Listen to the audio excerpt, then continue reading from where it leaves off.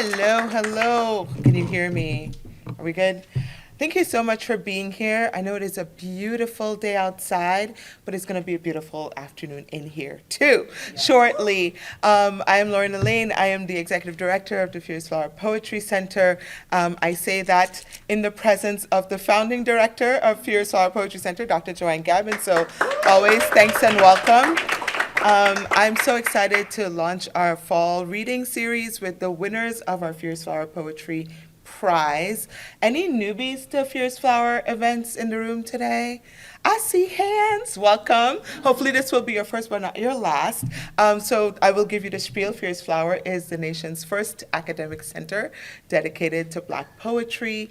We produce programs like this reading series, educational materials, some of which are in the back, publications, and so forth, with the goal of celebrating the contributions of Black poets to American letters and world letters, educating students and the general public about that tradition and those works, and preserving that legacy for us and for future generations. To that end, I want to shout out our library folks in the room. Thank you for all of your help. The Libraries is actually recording this event for us as part of that Preservation Act. Shout out to the Breeze, who's helping us with the celebration element of it.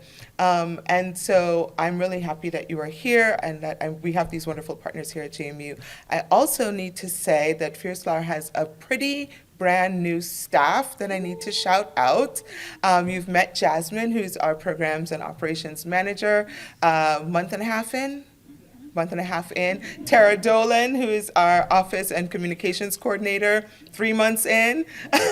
And Nikima Bell, who's our special projects coordinator, 60 days in. Benga Adeshina is probably like my second in command here at the moment, who's been here 2.5-ish years and is completing his third year as our Fierce Flower Poetry Fellow for Black diasporic and global literature, poetry in particular. And I'm going to shout out Benga because we celebrated his debut collection on September 1st, and a few days later we discovered, it was announced that it is longlisted for the National Book Award, which is, for a debut collection, I don't think there's another debut collection on that list, so we're very excited. I want to also close out with talking about the Poetry Prize, which we started in 2017, or restarted in 2017. And it is meant to support that celebration, again, of emerging poets who have not yet published a book, whose work, everybody needs encouragement to keep doing what they're doing, because this writing is not easy. I know it sometimes might look or sound like it is, but it is not. And somebody who got 2 rejections today understands what it's like to receive the validation and to be seen. And I think that that is what we try to do with this prize, and what I'm so proud to have done in collaboration with our final judge, Aracelis Girmay, who is a distinguished poet in her own right, but we'll talk about her later. Right now we're talking about the winners, Martin's Deep and Ian-Khara Ellasante, who are our winner and honorable mention. We had our second largest haul, just under 300 submissions. So when I say these folks rose to the top, this was not a small bunch, right? So hopefully you will hear and celebrate with us the wonderful work. Oh, online audience, shout out. I know you're out there. Thank you for joining us. And let me stop talking and have Aracelis introduce our honorable mention.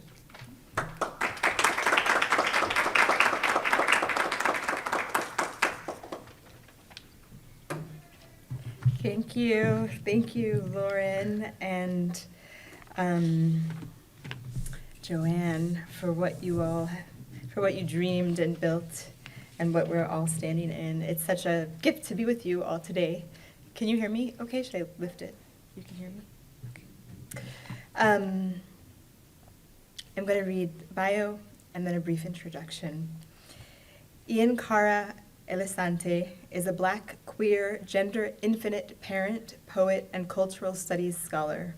Ian-Khara's poetry has appeared in We Want It All, an anthology of radical trans poetics, Pipe Wrench, The Feminist Wire, Nat, Brut, Hinchas de Poesía, the Volta, writing the land, Maine, from root to seed, Black, Brown, and Indigenous writers write the Northeast, and Rhino. Ian-Khara is a Cave Canem Fellow, recipient of the new, Millennium Award for Poetry, and finalist for the National Poetry Series 2024 competition. That is great. Who said that? Okay. Their critical writing, including the essay, Dear Trans Studies, Can You Do Love? I'll read that again. The essay, Dear Trans Studies, Can You Do Love? Has appeared in Transgender Studies Quarterly, Ethnic and Racial Studies, and Families in Society. Proudly hailing from Memphis, which has come up a lot, Ian-Khara has also loved living and writing in Tucson, Brooklyn, and now Southern Maine, where they teach gender and sexuality studies and Africana at Bates College. For me, finding my way to Ian-Khara's sound was immediate, and in that sound, so many things to think, to feel, to wonder. The dynamic intimacies of tiny and vast, a map drawn from a vial, a tidal wave held by a hand, which, by the way, is not unlike the feeling of reading the poems. The plurality of feeling, the collective in the throat, a we so big, a new word must be made to make the English more. That word here is birth-dare, one word. It conjures something I'm only beginning to articulate for myself, something like a memory, a provocation, a reorientation into a power. The words as places, theories, gestures, spatial arrangements, physical and sonic becomings and unbecomings, lines loop both asserting and undoing the idea like, quote, imagine lyric as cryptic as scrawl. Do not. That's one line. I might stay in that loop or follow the path into the next line, which is both a continuation and a beginning. Imagine it as forecast. Do not. So then I'm asking, what is a repetition? What even is a beginning? How, in this suite of Ian-Khara's poems, the language makes a record and makes an elsewhere. Thank you for the work and for the generous, multiple, and ongoing ways you invite us into its agilities.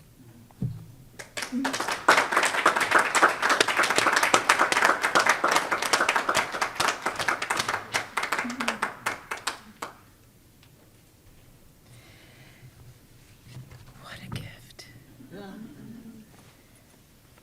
Thank you. I'm going to read the 3 poems that were selected for the honorable mention, and then I have a few more. Yeah, how's this? Is this better?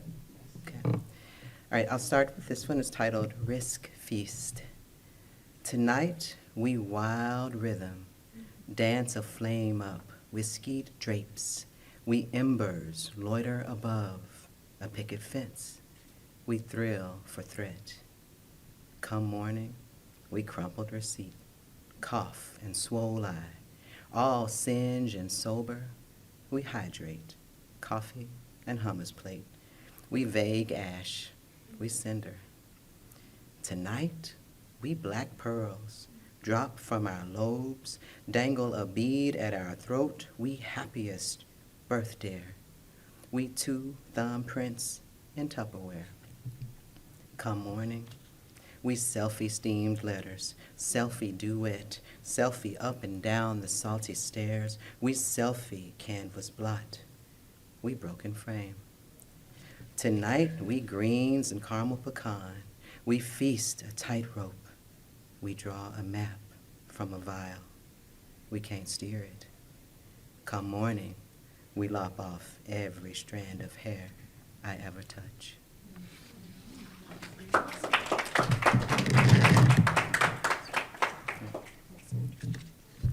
Submerge. Split red canyon walls open with wand beam headlights, steep falls, sheer sides, close enough, scrape wet fingertips across the face. Steer a desert into the ocean. Hurl a desert into the sea, haul it back again, hold a hand, flesh fall at the feet, sun-seared saguaros, ribs gapped and skyward. Do not count them. Say you lost count. Race a desert to the ocean, bound to the dire edge. Dare the waves to reach you. Dare the waves to knock you flat. Dare them to drag you out to sea. Toss a desert right on into the water. Drive it home again, wet and perturbed. Turn a key 3/4, sand in 3 corners, stack with turquoise, a bowl of copper and starlight. Porch side grass calf high. Don't tell your mama until after the petals are dry. Entice a whirling desert into a gold-flecked sea. Sing a song 2 times too many. Wear it out. Ritual union, ritual union, ritual union, ritual union, ritual union. Pulse spare, but optimistic, delusive. Be fooled. Say, this beat is doing the most. Applaud the faux hand claps. Clap along. Imagine lyric as cryptic as scrawl. Do not imagine it as forecast. Do not imagine it as prophecy. Vow to desiccate at the bottom of a canyon. Crumble face, lay belly on a flat rock, crack open a little book. Steno these words. I am ready, I am ready, I am ready, I am ready, I am ready, I am convinced. Now, convince the tidal wave you hold by the hand.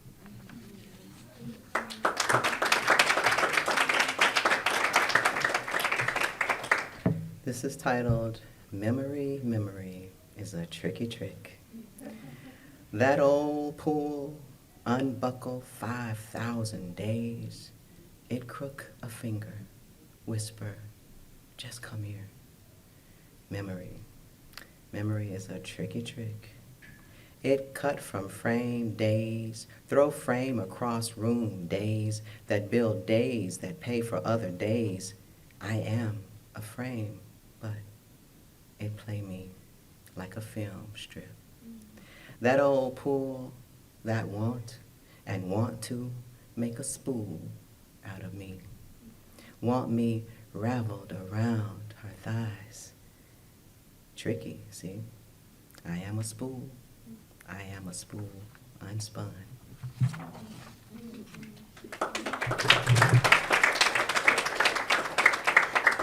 And the last pieces I'll read are from this series that I have. I think it's maybe 15 poems in this series, so this is just a few. The series is called the Maybe She Don't series. This is titled Maybe She Don't Hide.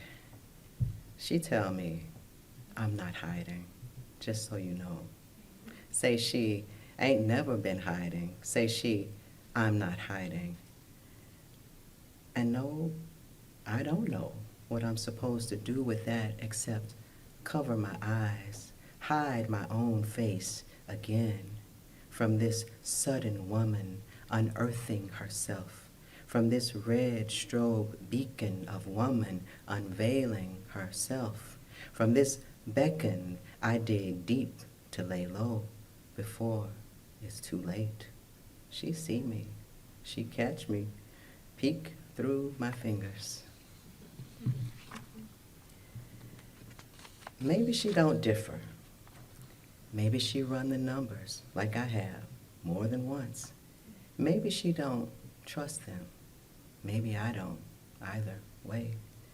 Slivers of difference, worrisome as empty pockets, thin as memory, thin as dimes.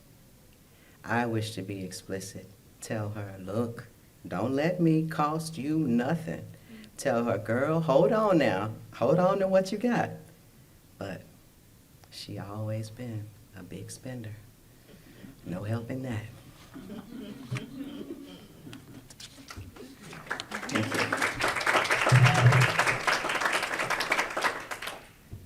This is the newest one in this Maybe She Don't series. Maybe she don't humble you. Yes, you, homie, because I ain't claiming none of this. This is all you. Maybe she don't subdue you from 10 to 1. Maybe she don't tenderly gore that ego when you tap a finger on your reckless pun, when you play up these 8 hasty syllables that she has already so nonchalantly ignored, when you might as well be an emoji winky kiss because on any other day, yeah, you know, this would spark a thrill, stoke a throb. On any other day, you know, she would tell you something good in response if you said you should come if you want to come. And instead of spelling out all the logistical, historical, statistical, metaphorical, philosophical, periodical, anticlimactical, impractical, anatomical, and comical impossibilities of this suggestion you have made, and instead of making you wince for days, woozy and mortified, notified and surprised, she would continue to devote ample time to seeking, finding ways to coincide, to having you hold up walls, to reminding you of earthquake, cascade, free fall. Maybe she don't exist. Maybe she don't exist. Maybe she don't exist. Maybe she don't. At the moment, you settle on this refrain, long after she rents your hand free of any claim, long after she scorched your palms for their faith, scars still right here. But maybe she don't exist. Maybe she don't. This refrain you plug in, it's miracle worn thin, after years dispensing diligent relief, plus with all this evidence to the contrary, probably don't work. Still, you work it. Like an eraser, no, a wand. Like abracadabra, maybe she don't exist. She might not, at the moment. Only in the bygone, only in your imagination. Maybe she don't really exist. Anyway, why is she here right now?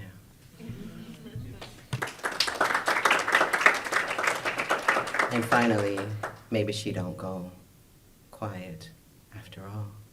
Maybe she's seeing me big voice. Maybe she dreamed me out loud. She could.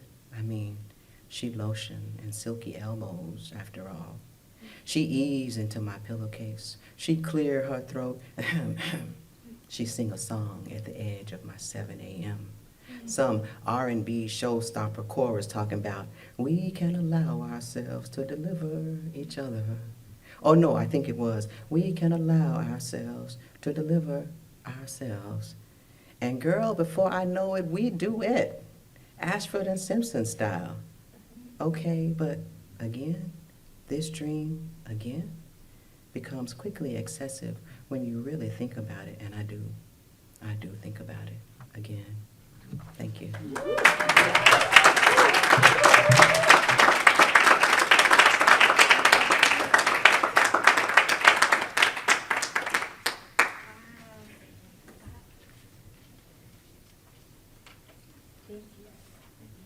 Wow.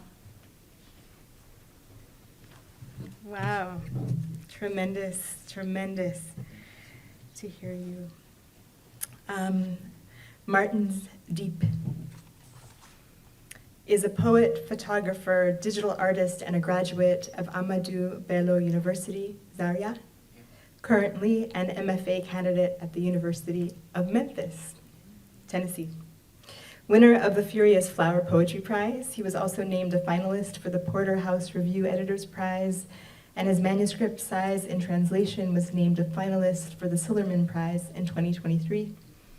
His creative works have been published in Magma Poetry, Strange Horizons, Palette Poetry, Faya, Lorwe, Tahoma Literary Review, 2035 Africa, Augur Magazine, and elsewhere. What moves me about Martin's work is the way that the poet scrutinizes a world, an image, a thought, across a measured and broken line, which to me reads as multiple lines, as brokenness and simultaneity, threat, death, and resuscitation all at once. The world is full of thresholds, and the perceiver's sensitivity ushers us into its porousness.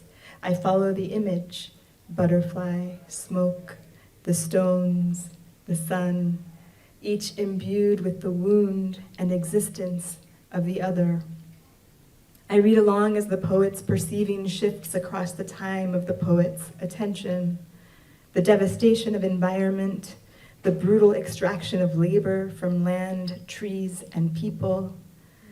Martins writes annihilation while conjuring the presences of what is gone. Quote, the absence of the light that shrouds a cricket's prayer from mistranslation into its healing, end quote.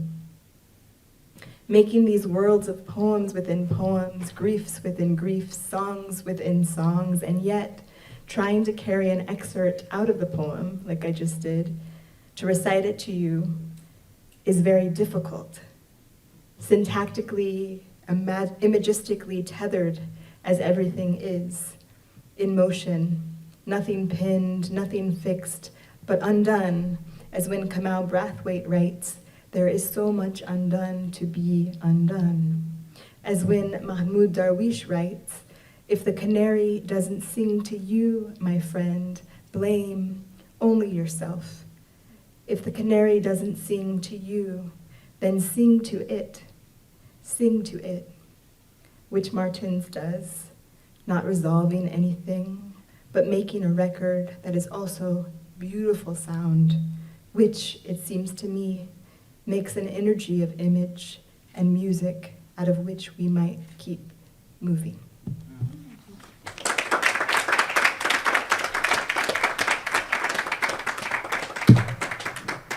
It's such a pleasure to be here in Virginia. It feels so good to meet you. Thank you so much, Lauren, for having me. Thank you, Aracelis, for your generous words.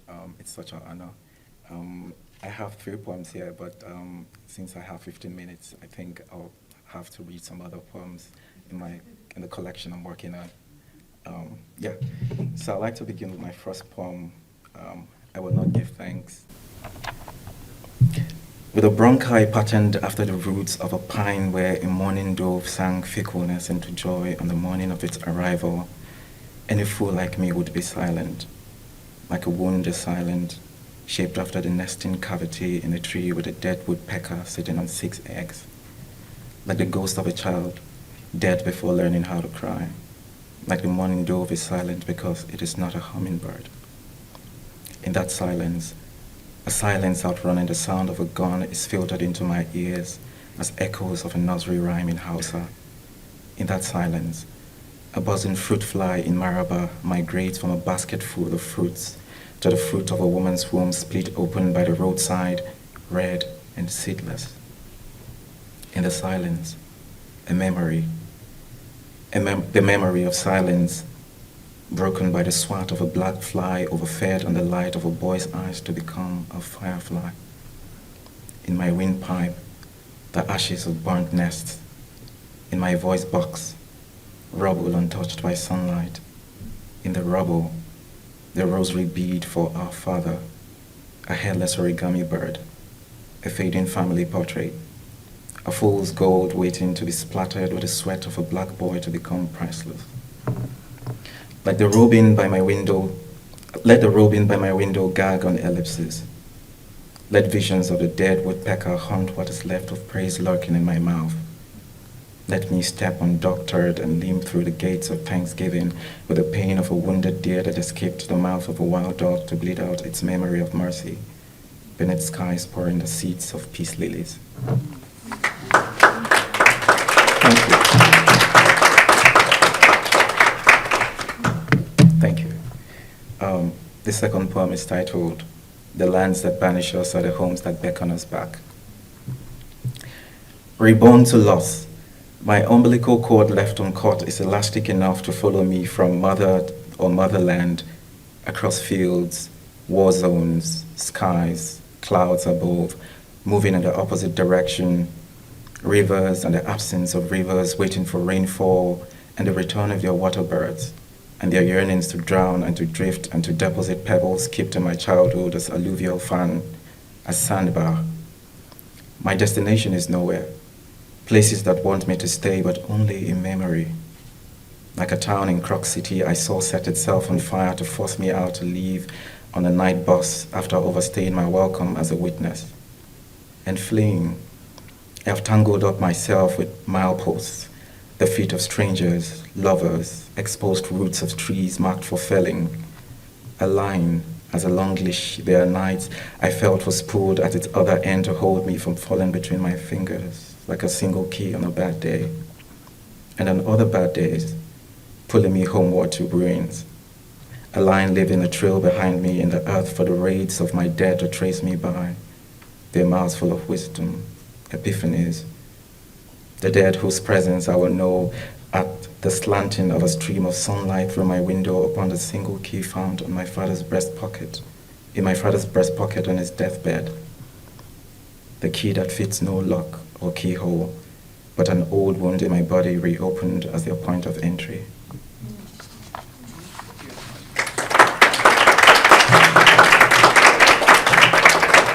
Thank you. And my third poem is titled The Stonebreakers of Janrua. The stonebreakers of Janrua crowd the rocky landscape with things to undo: birdsong, shrubs, tree spirits, the life cycle of a butterfly with its last stage in the mouth of a reptile, water cycle, a vigil of owls, by whose prayers the angle of light in which the form of the mountain as a tumor shifts back into a mountain. The landscape is hammer, hand drills, crowbars, finger guards, sweat.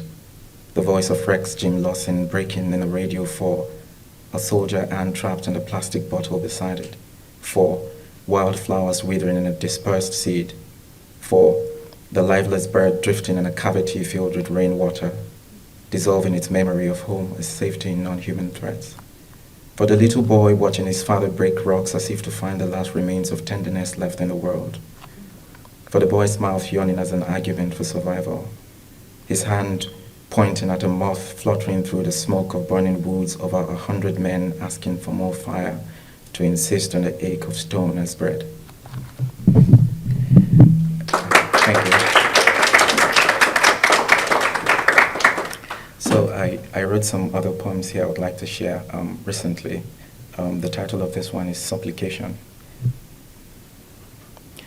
I ask mercy of all things, my two left feet to the legs of couches lurking in the half-light of my aging eyes, my eyes to gnats, wood splinters, and wisps of solar flares escaping wounds at a sudden, I'll go back again, and wisps of solar flares escaping wounds as a sudden realization of mine.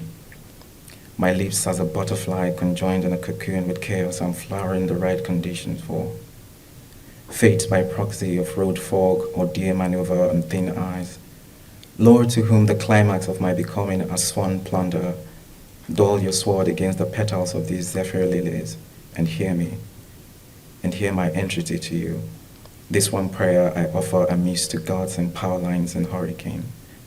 Save my ruin for love upon autumn leaves.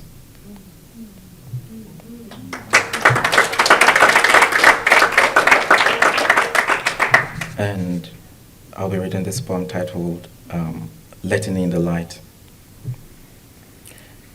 I shut it all behind me, all the lights needed for desire to find its way out of the grotto of my mouth into the tidal restlessness of the sea.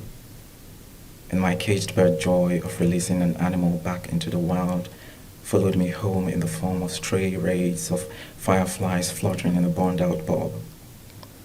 And when I answered your call to tell you how the world met me on my way to decry its goodness in sigh language, inside my laughter echoed a rupture of landscapes from hindsight, the Big Bang theory of my reintroduction to darkness as its anonymous agent of my emptying.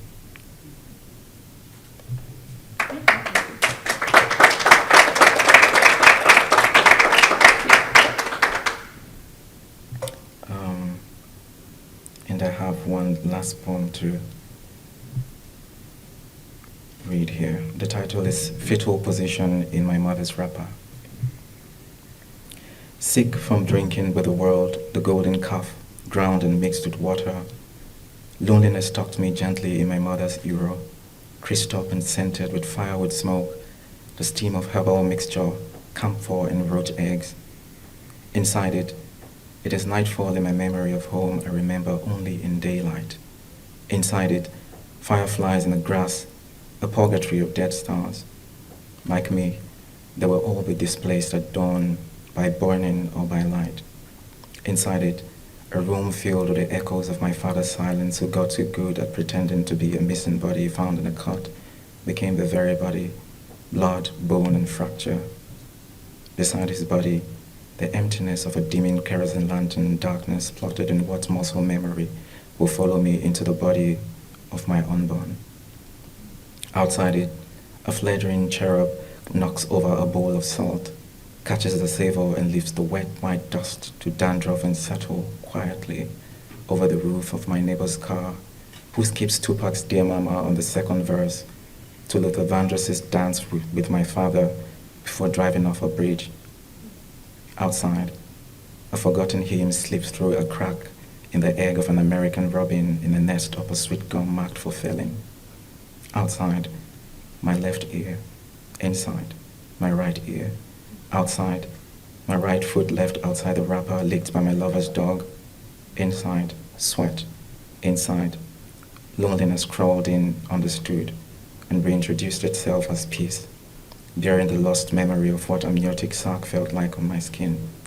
Outside, my new American friend calls my name at the door.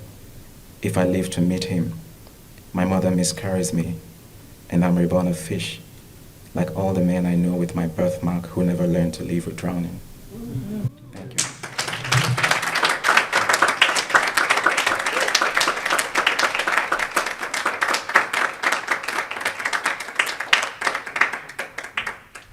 Come on, come on. A round of applause once more. That was beautiful, thank you. And a round of applause for two of them, just once again. Alrighty, it's so good to be here. My name is Benga Additional. I'm the postdoctoral fellow in global. It's a long title. You get the gist. It's such an honor to do the work of language in this great legacy Dr. Gavin founded, and our executive director, my mentor, Lauren Allen, is nurturing to full bloom. And it's such a joy this evening to introduce and welcome Aracelis Girmay. A round of applause for Aracelis. I'm going to read a little bit about, and then I'm going to read my introduction. Aracelis Girmay is the 9th family professor of creative writing at Stanford University. Okay, Stanford. She was born and raised in Santa Ana, California. She received a BA from Connecticut College and went to earn an MFA in poetry from New York University. She's the author of Grain of All Eds that just came out. You're about to be blown away. And The Black Maria, both books are from Boa Editions.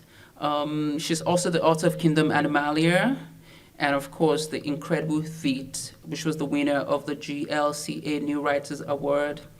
Aracelis was awarded a Whiting Award in 2015, and I just want to briefly read the Georgie citation notes. It said, "Our project seems to be our deep and ongoing subjectivity, our vulnerability to history and to one another, to desire and to the belief in something large and lasting that we might belong to. There's empathy, play, and fearlessness here, and both former and emotional range." She's currently, I think she's still there, the editor-at-large for Boa Editions, Blessing the Boats, and she's on the editorial board of the African Poetry Book Fund. She was the visiting writer in Queen's College MFA program, and there was a time she was a faculty member at the School for Interdisciplinary Arts at the Hampshire College. She has taught poetry at Pratt Institute, at Drew University Low Residency Program, at Kavikanem, etc. Now, personally for me, in the context of this introduction, let's just imagine that there are two categories of teachers. There are the teachers you encounter in classrooms, right? And they bless you, they transform you, they do the things they do. but there are also the teachers you encounter as a voice, as a mind on a page, right? Sometimes they live in different countries from you. They live in different continents from you. They live across oceans from you. And because of that gap, you learn how to read not just the words, but the silences around the words, right? Because of that gap, you learn how to read not just the substance of what is on the page, but the shadow around it, you know? You might memorize the words, you might carry them around inside you. For the longest time, that was what aracelis was for me. When I came to aracelis' work, I was heavy and brokenhearted with grief. I was looking for a language that could carry the death of my father, but it was important for me to not reduce the significance and entire span of my father's life to the single fact of his death. So I was looking for that language that wouldn't flinch from brutality, but that would have tenderness. And it was in Aracelis' work, among other works, that I found that. Aracelis is always teaching us that memory is the master of death. Aracelis is always teaching us that grief is a form of intelligence, if you're not afraid of it, the intelligence of tenderness. In our work, there's always praise, which I love, but that praise is never cheesy. It's never easy. Sometimes it's the praise of sorrow. Sometimes it's the praise of brokenheartedness. Sometimes it's the praise of the fact that we die. But it's always praise. Aracelis teaches us that grief, if you're not afraid of it, might instruct us into a new kind of alertness, an awareness of beauty and frailty in the world. It is not that she doesn't write about violence, but violence is never the central story of our lives in the work of Aracelis. It's not that she never writes about loss, but loss is not the final word. It's not that she does not write about death, but there's always resurrection. And it's not that she does not write about the nation, but not this narrow notion of borders and soil and blood. It's always something wild and free, nations of the imagination, nations across diasporas and archipelagos, and all kinds of things. In the vision you create, we are always beautiful. In the history we write, death is not the final verdict on our lives, right? In the chorus you make, silence is not the final word. Our voice is eternal. And what a joy to be making the work of language alongside you at a time like this. Please make welcome aracelis girmay.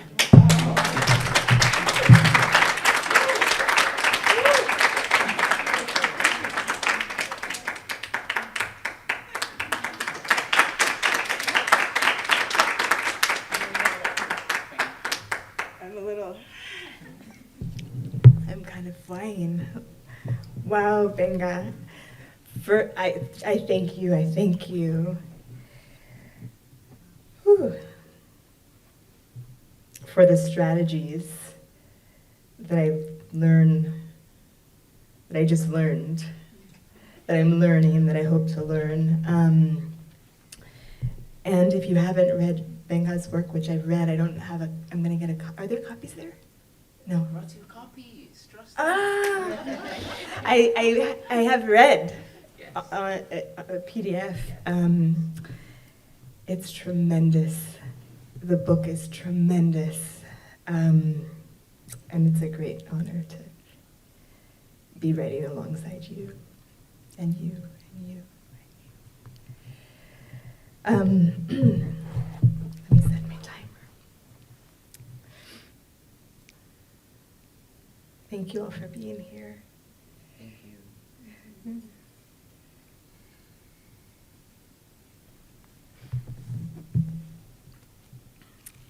I think I've changed my mind with where I want to start.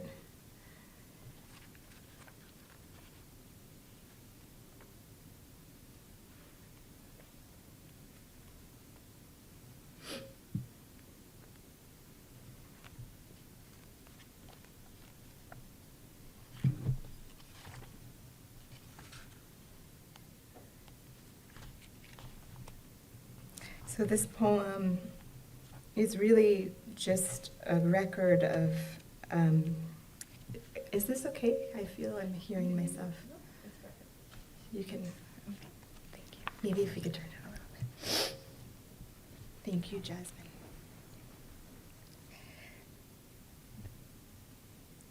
This poem, thank you, that's much better. This poem is a record of something that I witnessed at a poetry festival, and it's called On Poetry and History after Joy Harjo.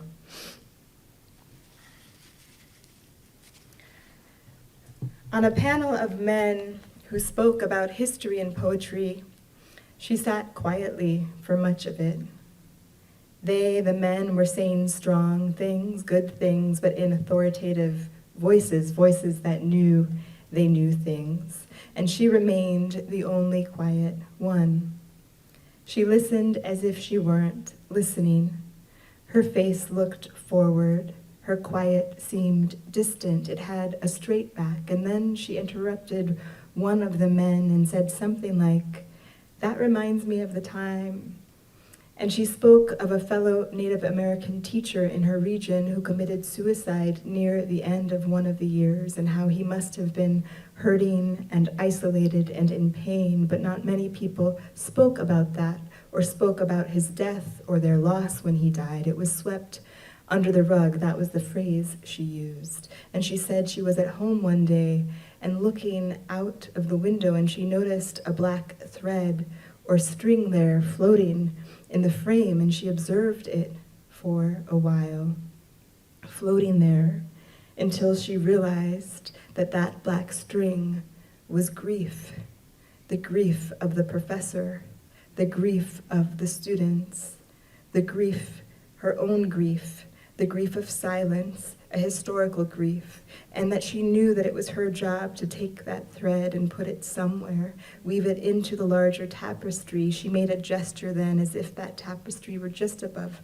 her head. She said it was her job to put that grief in its place, or else someone else, some child or grown person, would be out walking and just walk right into it without knowing what it was they'd walked into, what they had then inherited in a way, what they were then carrying and feeling, the danger of that, the grief of that. And that was what she said about poetry and history. And that is all I remember from all of the things that were said that entire day.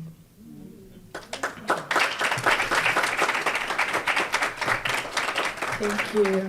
I share with students that one of the things that happened as that panel was happening, and while she was kind of looking around and I was in the audience, is that I was aware of my own nervousness. I was like, why isn't she saying anything?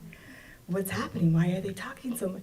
And then she began to talk, and she spoke in this way that was very different from the way that the others were speaking. And then I thought, oh, like I felt this nervousness, which gave me a lot of information about myself. And I just think about the water of what she said and how I drink from it. I think about raising my children with it. And she spoke in the languages that she needed to speak in, that were her way, that were not the ways of the languages that they were speaking in. And I say, we have to speak in our languages. We have to speak in our ways, you know. And thinking of that, I'll just read this section of a poem of my great uncle, Abu Haile, speaking in his way. Before, it was the last time I saw him, there was a blackout in our family's village, and the candles were all around, and he had summoned me because I was going back to the States, and he was sick.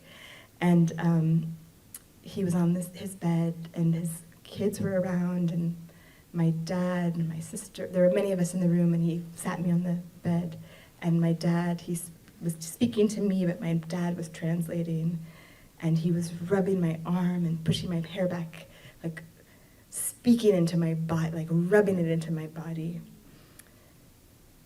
And this poem is written towards the dead attempting to cross the sea, the Mediterranean, into southern Europe. In this case, many of the work is thinking about Eritrean histories, but it's larger, much larger than that. Beloveds, Beneath the surface of your last place, the tiny oblivious fishes form wreaths above the seagrasses in their long reach. Some mornings in my own city far away, I run to greet you, come to me as sea, and carry myself out into your long dark time, like a child meeting its older cousins.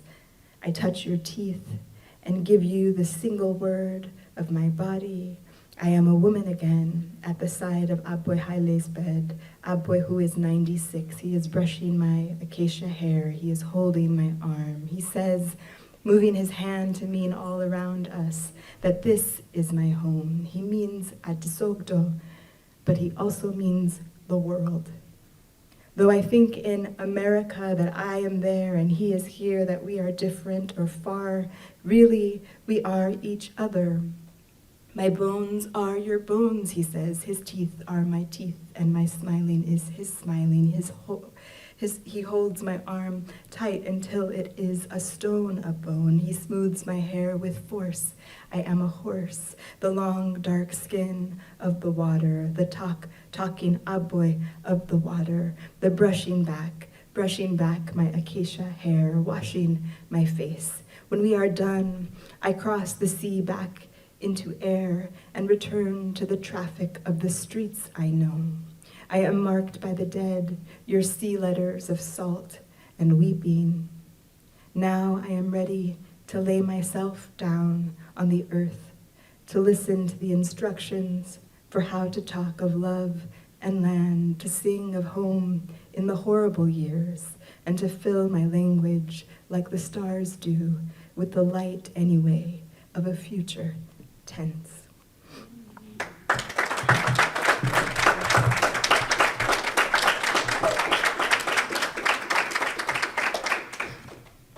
Whew.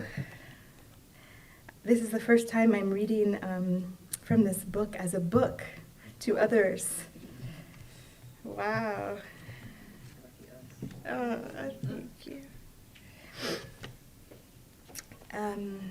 This is called Notes for a Sound You Were. GK, my dad often signed his name GK, girmay. Notes for a Sound You Were. GK.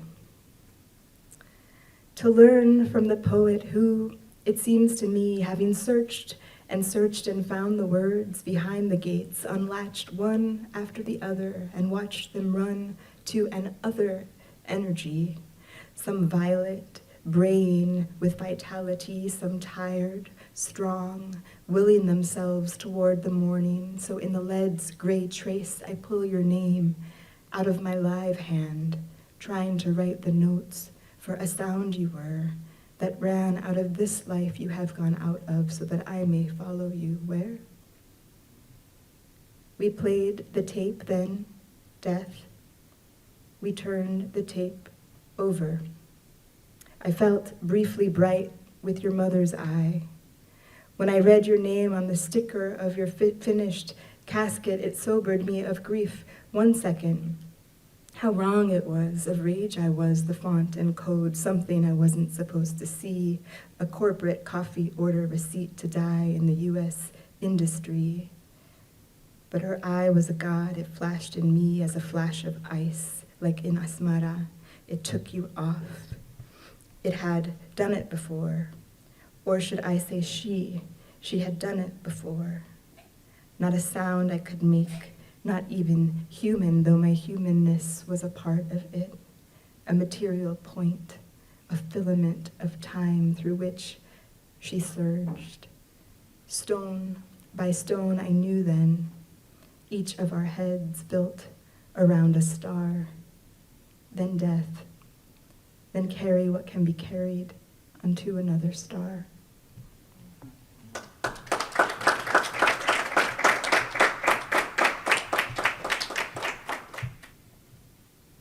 I think I'll read 2 more poems. This is called Perception Milk. Anybody have a family member with like a special drawer that you just thought was like, you just wanted to see what was in there? My mother had that.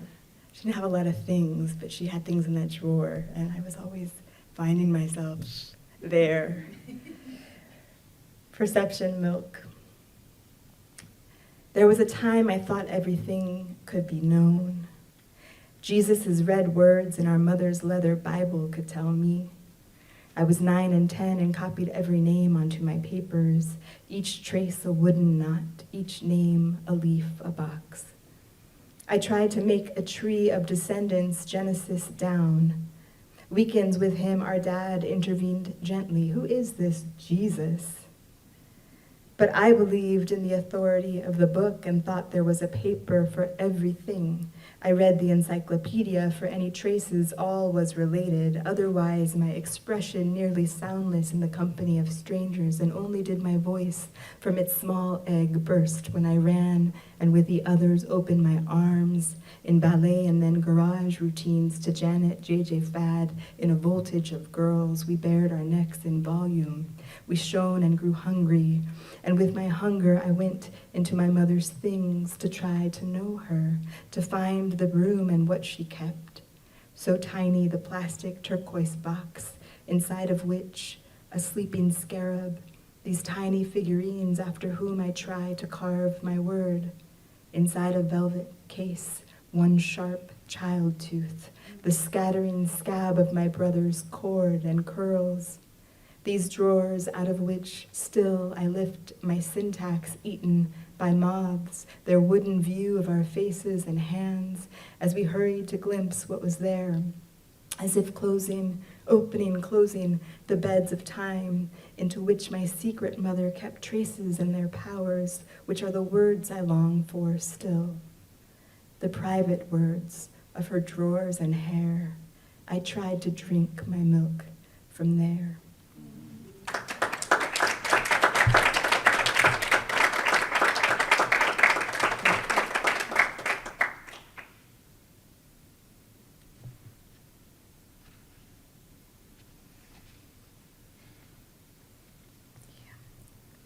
I think I'll close with, let's see, I'll choose.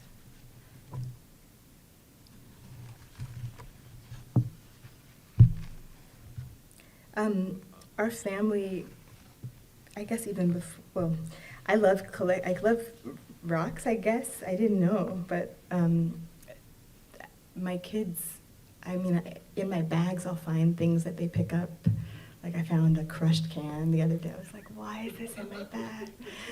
But also stones. I also, with them, we collect stones. And they're like on the windowsills, on the table. And sometimes I see things in them.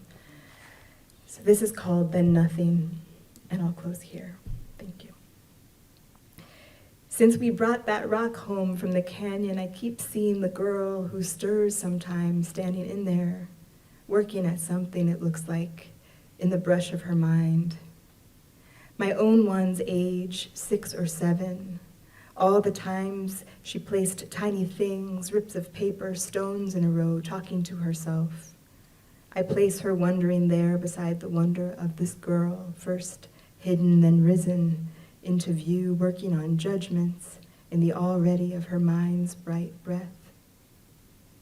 Though I have been without a story for 2 years now, how near I feel her story. Her brothers off to school, reaching so far now that the sound of their laughter is almost a hallucination.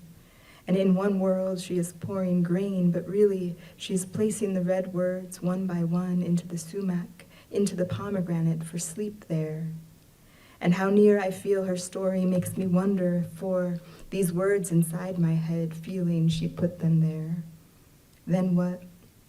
When done with all the red, then done with all the milk all those little mouths will do, fused as they are in me, in little thoughts and halts, whether I grow lean or more.